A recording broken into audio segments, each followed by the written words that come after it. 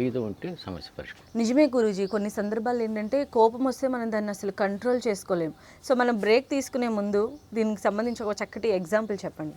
ఒక ఎగ్జాంపుల్ ఒక పుస్తకంలో రాశానండి. ఒక అమ్మాయి ఉంది, పెళ్ళయింది. హస్బెండ్ అరేబియాలోనే అక్కడ ఉంటాడు, సౌదీ అరేబియా. అక్కడి నుంచి ఫోన్ చేసి, ఈరోజు కోర్టు అమీనా వస్తారు, అతనికి 5 లక్షలు 6 లక్షలు కట్టాలి, రేపొద్దున 8 o'clock వస్తాడు ఆయన. ఈ 5 లక్షలు నేను వరంగల్లో ఉన్న నా ఫ్రెండ్కి ఏర్పాటు చేశాను, అతను పొద్దున 5 o'clock తీసుకొచ్చి నీకు ఇస్తాడు, అది కోర్టు అమీనాకి ఇచ్చేసేస్తే ఏం ఉండదు గొడవ. నీ పేరు మీద నేను అప్పు చేశాను, అది కోర్టు గొడవ. అర్థమైంది కదా. మరుసటి రోజు పొద్దున 5 అయింది, 6 అయింది, 7 అయింది, ఫ్రెండ్ రాలేదు వరంగల్ నుంచి.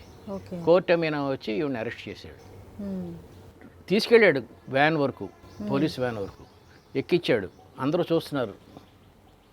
పోలీస్ స్టేషన్కి వెళ్ళింది, కూర్చోబెట్టారు బయట, బల్లలు దరిద్రంగా ఉంటాయి, అక్కడ కూర్చోబెట్టి. ఈవిడ చాలా డబ్బున్నవాడే, ఆవేశంతో వడికిపోదు. అసలు నాకు తెలియకుండా మా ఆయన నాతో బిజినెస్ పెట్టించడం ఏంటి ఫస్ట్ పాయింట్, ఆయన నా సంతకం ఫోర్జరీ చేసి అప్పు తీసుకోవటం ఏంటి సెకండ్ పాయింట్.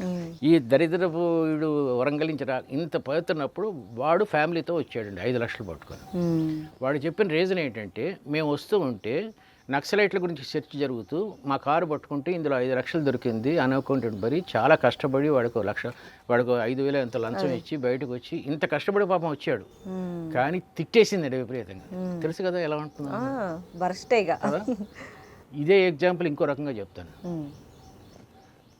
మళ్ళీ 5 o'clock లేచింది, మొగుడు ఫోన్ చేశాడు, నేనే సర్దేస్తున్నానులే ఏం పర్లేదు, అమీనా రాడు ఇంకా నీ దగ్గరికి అన్నాడు. కానీ అమీనా వచ్చాడు. వచ్చేసేసి ఏం లేదమ్మా, కేసు ఏం లేదు అని చెప్పేసి వెళ్ళిపోయాడు.